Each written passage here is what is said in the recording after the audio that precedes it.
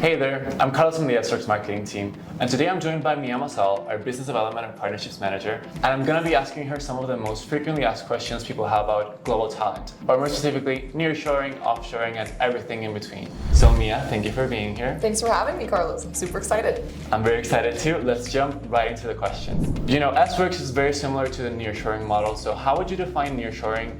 And why is it an advantage for businesses? Yeah, so I would define nearshoring as taking part of your operations and moving it to another location. And it can be beneficial for operations and for different businesses for many reasons. Obviously, first and foremost, people talk about cost savings, right? We have different currencies in the US, we have different currencies in South and Central America. So right there, the way that those currencies match up and the ways that those salaries are set up, there is opportunities for huge cost savings. And another piece I would say is optimizing your operations and really diversifying.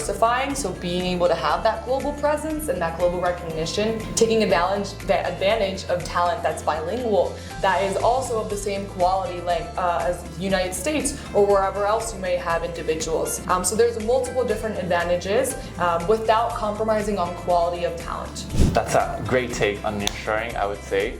And then let's jump into the next question, which is, what are some of the most common myths or fears companies have about offshoring or nearshoring talent? What's the most usual thing you hear about, prospects on calls or stuff like that about this topic? Yeah, so I hear often the fear of lack of control and not having visibility over your people. I often hear the concerns when we think nearshoring and offshoring that they're remote, so that they're in their homes and maybe they lack connection, they don't have good internet, or maybe there's a lot of noises from behind and things that just aren't conducive to a professional environment, which is not the normal.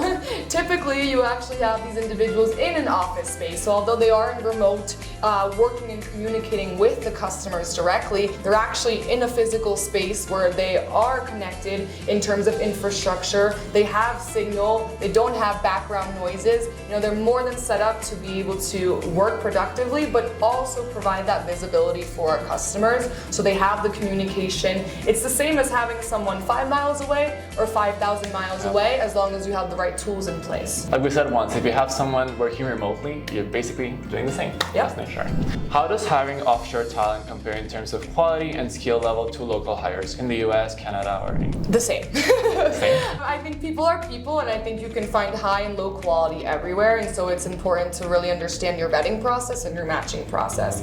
There's the piece of defining the profile and what you're looking for, and then understanding who you're interviewing and what their strengths are and maybe their areas of opportunities, and then taking those two pieces and making a match. So that's going to be the same thing in the United States, in Colombia, in Jupiter. It's the same everywhere. So it's making sure that you are doing it the right way, where you can find that high quality. But again, people are people, so there shouldn't be a difference. If you want to find a doctor or an engineer or an entry level, you can find that in America, you can find that in Venezuela, you can find that anywhere. It's where, even Jupiter, but it's about how you find them and where you find them, but they exist. Now, Mia, one major concern we often hear, in this business is time zones.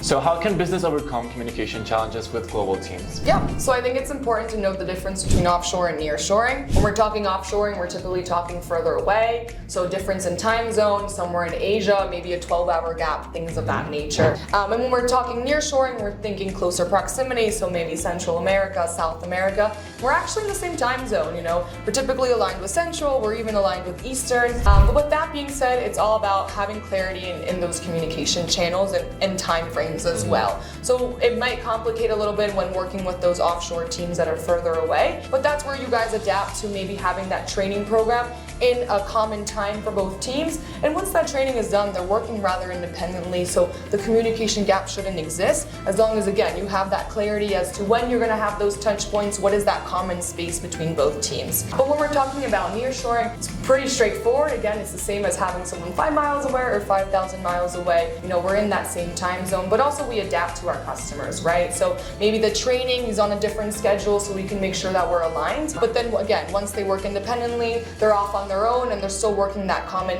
working schedule that adapts to the customer's preference. You touched upon, distance and maybe, working with global teams that are really far.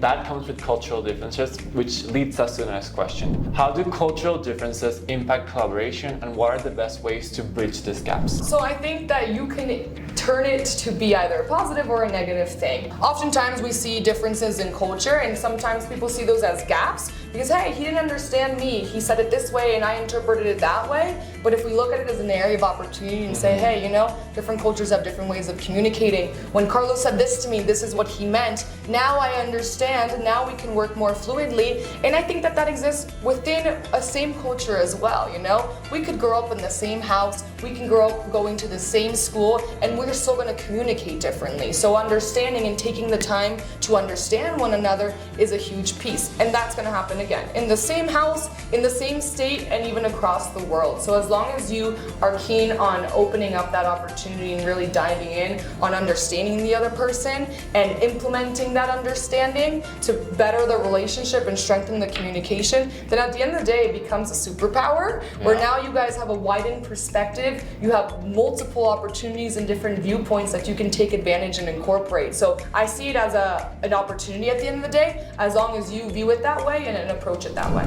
How has the perception of offshoring and nearshoring changed in recent years, would you say? Oh my God, so much. So I mean, obviously we have to talk about the pandemic a little bit. And when the pandemic came, obviously it was a huge disruptor and we didn't really know how to leverage remote teams, or maybe not as well as we do today. That doesn't mean that we didn't have those tools already, like Google Meets or Microsoft Teams, but being able to actually implement those is really important. So I think that today and day, as a result of the pandemic, remote teams and remote staff, or even hybrid teams, is common. And if you are still fully in person, you're probably a little bit behind the wave. Especially now that we have technology and AI and machine learning and all these things that are really replacing the human component. You know, I love being in the office, don't get me wrong, but there needs to be that balance and that accessibility to be able to leverage those international talent pools. And I think that that's what nearshoring and offshoring brings. And again, because of the pandemic, we've kind of reformed some of our thinking, and that really was what opened up the gates from the beginning. And so I'm very thankful for the pandemic in that sense, because I think it's allowed us to tap into new technology and new tools, and again, to reach that wider audience and still take advantage of the worldwide talent that exists. So it's absolutely changed for the better, in my opinion. Now, in the future, we'll see where it goes. Again, there's a lot of technology coming out. I personally feel the human component will never be eliminated. I think it's just going to change in how we need to incorporate it. Maybe they won't need to do as much data entry, but maybe now they're more focused on the quality assurance piece of making sure that the technology is running the way it needs to run. Because we can, you know, be wizards and set up tech, you know, in the best format, but that doesn't mean that it's perfect. It's never going to be perfect. We still need a human to go in, to strategize, to think and form. So I think it's just going to be a change in the future, and not an elimination, just a rewiring. I agree. And now that you touched upon the future, what trends or innovation are shaping the future of global talent solutions? Yeah, so definitely AI. Let's talk about the buzzword, right? We're talking about nowadays AI robots and AI chatbots, and really ways that we can implement and take away or maybe delegate some of those data entry, some junior level functions and processes. And I think that that's super important, you know? We're all about optimizing operations and optimizing your resources, so why not incorporate that technology, you know? Like we just mentioned, the pandemic caused this need to really leverage tools like Microsoft Teams, you know, and that's awesome. We need to be implementing those things. So I think that the future opportunities are endless. You know, I think that there's a world out there, a tech world that we have barely even touched. But again, I don't think that people are going anywhere. We are still the root of everything, of creation. And so that component, again, is just going to be shifted. It's not going to be eliminated. It's just reformatted. What would you say sets us as Sworkz apart in addressing misconceptions people have about nearshoring, offshoring, and everything in between? Yeah, well, I think one big piece is that we don't even use the word nearshoring typically. We use the term talent as a service. Exactly. And I think right there, our purpose is to make sure that we're reformatting the way that nearshoring is interpreted. And maybe often because nearshoring within transportation and logistics means a lot of different things, right? So we need to clarify, you know, nearshoring can be a universal term for many different processes. But talent as a service is a very inclusive umbrella term, is how I like to see it. It includes the front-end processes of sourcing and vetting, finding the talent and making sure that the match is right, but it also includes the back end of onboarding, hiring, contracting. So at the end of the day, it's a one-stop shop to really find the people for your team and keep those people on your team. Because there's also a component of management, of building teams and building career paths, everything that has to do with retention, and again, optimizing operations. It's all intertwined. Let's say I'm a business looking to start exploring global talent. How can I start doing that in a way that aligns with my goals? Yeah, great question. I'm a huge advocate of exploring.